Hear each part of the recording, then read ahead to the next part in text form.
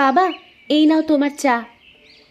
তুই আবার কষ্ট করে ওপরে চা নিয়ে আসলি কেন রে মা? সকাল থেকে তোমাকে কেউ একটা চা দিল না, তাই তো আমি নিজের হাতে চা করে নিয়ে আসলাম তোমাকে দিতে। বাহ বাহ বাহ বাহ বাহ, তোর হাতের চা খেলে প্রাণটা একদম জুড়িয়ে যায় রে মা। হ্যাঁ হ্যাঁ, তোমার ছোট মেয়ের হাতের চাও অনেক সুন্দর। হ্যাঁ রে মা, জামাই কোথায়? ঘুম থেকে কি উঠেছে নাকি? তার কথা আর কি বলবো, সেই ভোরে ঘুম থেকে উঠেই মাঠে চলে গেছে। এত সকাল সকাল মাঠে কেন রে মা? মাঠে নাকি ধানের চারা লাগানো শুরু করেছে, বেশ কয়েকজন মাঠে কাজ করছে, তাই তো সে ভোরে উঠেই চলে গেছে। বড় কাজের ছেলে আমার বড় জামাই, কোনো কথা বলে দিতে হয় না। আমি গেলাম বাবা, জলখাবার রেডি করতে হবে আবার।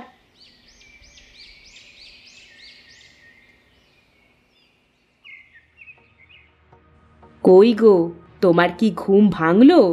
এত বেলা অবধি ঘুমিয়ে থাকলে যে শরীর খারাপ করবে। ও, আরে এত সকাল সকাল কি শুরু করলে বলো তো? বলি জামাইবাবু সেই সকালে উঠেই মাঠে চলে গেছে, আর তুমি পড়ে পড়ে ঘুমাচ্ছ এখনো? আরে দুষ, বাদ দাও তো ওই ছোট লোকের কথা। সকাল 10টার আগে ঘুম থেকে কারা ওঠে জানো? আমার অত জানার দরকার নেই।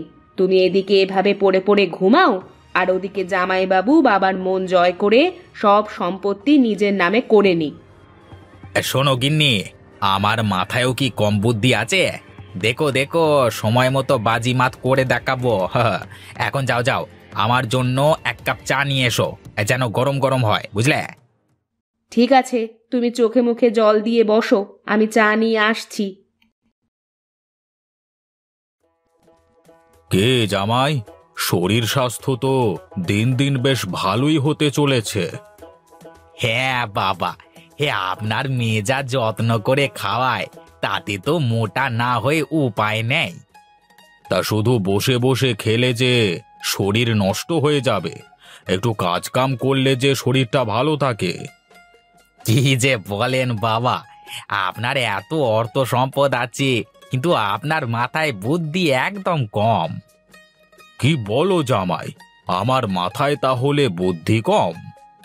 তা নয় তো কি, আমি কেন কাজ কাম করে আমার চেহারা নষ্ট করতে যাব? তার থেকে আমি প্রতিদিন জিমে যাব। হ্যাঁ, তাতে করে আমার শরীরে ফিটনেস চলে আসবে। তোমার জামাইয়ের কথায় কান দিও না তো বাবা, খালি আজাইরা কথা বলে।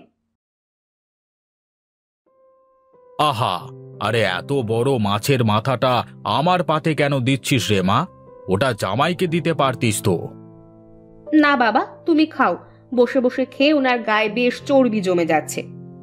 ও, খাওয়ার সময় অত কথা বলতে আছে নাকি? চুপচাপ খেতে দে তো সবাইকে। দেখো ছোট জামাই, দেখো বড় জামাই কেমন কৃষাণের সাথে কাজ করতে শুরু করেছে। তাছাড়া কি আর করবে বলুন বাবা? আমার মতো তো আর শিক্ষিত না, অন্য কিছু তো আর করে খেতে পারবে না। আরে না না জামাই, তোমার কোথাও ভুল হচ্ছে। তুমি বোধহয় বড় জামাইয়ের ব্যাপারটা ভালো করে কিছুই জানো না। কি আর জানবো, বিয়ের পর তো দেখছি সে সারাদিন এসব কৃষাণদের নিয়ে মাঠে ঘাটি পড়ে থাকে, একসাথে এক টেবিলে তো কখনো খাবারও খায়নি। এখানেই তোমার আর বড় জামাইয়ের পার্থক্য। বাবা, আপনি এই রোদের ভেতরে কষ্ট করে আবার আপনার আসবার কি দরকার ছিল বলুন তো? আমরা ভাবলাম যে দেখে আসি গিয়ে, যে বড় জামাই কি জমিতে গিয়ে একাই সব কাজ করছে। হ্যাঁ, তাই দেখতে আসলাম আর কি। কি যে বলো ভাই, তুমি তো লাট সাহেবের বেটা, আমার মতো মাঠে নেমে কাজ করলে বুঝতে মাটির কত গুণ। মাটির আবার কিসের গুণ থাকে? মাটি তো মাটি হয়। তা জামাই বাবাজি, তুমি বাড়িতে গেলে না, খাবারও খেলে না। খাবার তো খেয়ে নিয়েছি বাবা, কৃষাণদের সাথে ভাগাভাগি করেই খেয়ে নিয়েছি। বাহ বাহ বাহ বাহ বাহ বাহ, কত সুন্দর করেছো বাবা। তা কাজ কদ্দূর? এই তো বাবা, আর এই জমিটা হলেই সব লাগানো শেষ। ঠিক আছে বাবা, তাহলে কাজ শেষ করে তুমি আসো, আমরা যাই দেখি, ওদিকটা দেখে আসি গিয়ে।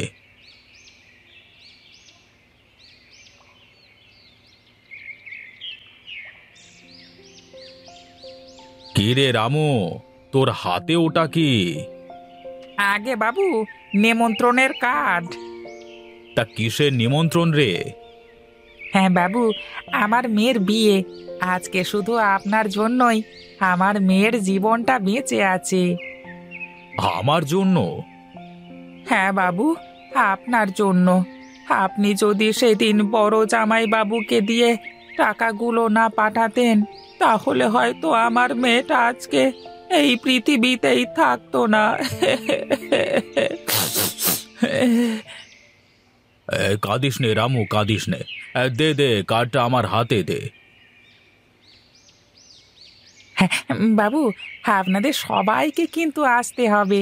পরিবারের সবাইকে নিয়ে আমাদের বাড়িতে আসলে আমি যে ধন্য হব বাবু। ঠিক আছে ঠিক আছে, তুই গিয়ে আয়োজন কর, আমরা সবাই যাব।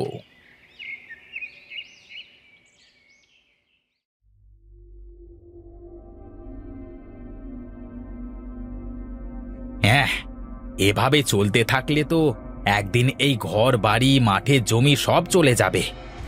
কি হলো জামাই, কি বিড়বিড় করছো বলো দেখি শুনি। কি আর বলবো, আপনি কি কোনো খোঁজ খবর রাখেন? আপনার বড় জামাই কি করে? আহা, কি করেছে সেটা বলবে তো আগে। আপনার বড় জামাই রামুর মেয়ের চিকিৎসার জন্য অনেক টাকা দিয়েছে। চিকিৎসার জন্য দিতেই পারে, রামু তো আমাদেরই কৃষাণ, তাই বলে রামুর মেয়ের বিয়ের সমস্ত খরচও সে দেবে? এটা কোনো কথার কথা হলো?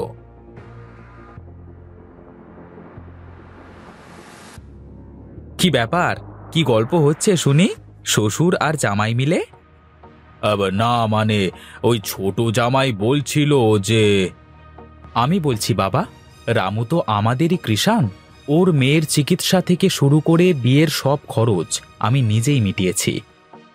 বাবা বাবা বাবা বাহ, খুব ভালো কথা। এই জন্যই তো বলি যে দিন দিন মানুষের সম্পদ বাড়ে আর আমার শ্বশুরের সবকিছু কমে যায় কেন? কি বলতে চাও বিনোদ? তুমি না জেনে শুধু বাজে বকছো কিন্তু।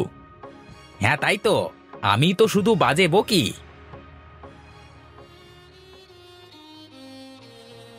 ছোট জামাইয়ের কথায় কিছু মনে করো না বাবা, ওর মাথায় সত্যি একটু না অনেক সমস্যা আছে।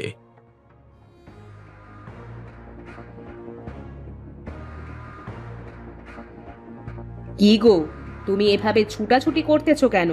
তোমাকে কেমন অস্থির মনে হচ্ছে? কেন হব না, কেন হব না বলো? এ বাড়িতে আমি যে ছোট জামাই, আমার কথার কি কোনো মূল্য নেই? আহা, কি হয়েছে বলবা তো। কি আর হবে, তুমি কাল সকালই তোমার বাবাকে বলবে তোমার ভাগের সব জমি যেন তোমাকে বুঝিয়ে দেয়। কিন্তু কেন? বাবার যা কিছু আছে সেসব তো আমাদের দু বোনেরই। সেই জন্যই তো বলছি, তোমার জামাইবাবু যেভাবে দান বাক্স খুলে বসেছে, তাতে দুদিন পরে হাতে থালা নিয়ে উঠে যাবে। তার থেকে ভালো তুমি তোমার ভাগের জমি তোমার বাবার থেকে বুঝে নাও, বুঝলে? ঠিক আছে, তুমি একটু শান্ত হও, আমি কালই বাবাকে বলবো সব।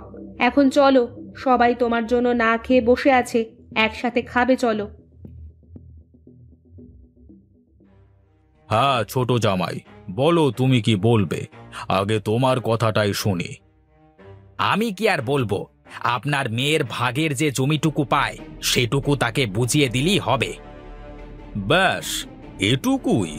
আর কিছুই চাওয়ার নেই তোমার? এছাড়া আর কি চাইবো? এখন তো তাও কিছু না কিছু পাচ্ছি, কদিন পরে তো কিছুই থাকবে না। আপনার বড় জামাই তো হাতেমতাই হয়ে গেছে, তাই না? দু হাত খুলে দান করে চারটে সব। দেখো বিনোদ, তুমি কিন্তু আমার জামাইকে অপমান করে যাচ্ছ। তুমি জানো ওনার সম্পর্কে সবকিছু। আমার জানতে আর কিছু বাকি নেই। শ্বশুরের টাকায় ফুটানি দেখানো। দেখো ছোট জামাই, আমার সব সম্পত্তি তো আমার দুই মেয়েই পাবে, কিন্তু তুমি হয়তো জানো না আমার এই সম্পত্তির উপর বড় জামাইয়ের কোনো লোভ নেই। কি বলেন বাবা?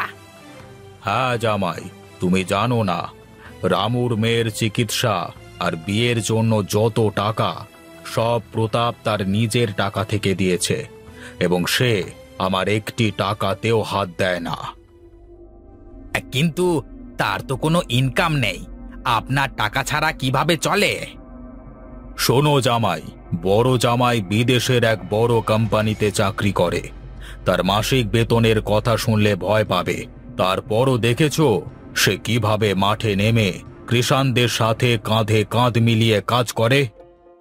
শোনো ভাই, আমি আর কদিন আছি, তারপরেই চলে যাব। আবার কবে আসবো জানি না। আমার এসব সম্পদের প্রতি কোনো লোভ নেই। এসব সম্পত্তি তোমার আর আমার আদরের শালী মিনতির। এখন থেকে তোমাদেরই এসব কিছু দেখাশোনা করতে হবে। আমার আমার ভুল হয়ে গেছে দাদা, আমি না বুঝে। আরে না না, এতে তোমার দোষ কোথায়? আমি তো সবাইকে বলেছিলাম যে আমার সম্পর্কে কাউকে যেন কিচ্ছু না বলা হয়। এবার বুঝলে তো জামাই, তোমার বউয়ের জমির ভাগ কতটা? আমাকে আমাকে আর লজ্জা দেবেন না বাবা। চলো চলো সবাই, জল খাবার ঠান্ডা হয়ে যাবে। সবাই একসাথে বসে খাবার খাবো। আবার কবে দেখা হবে কে জানে।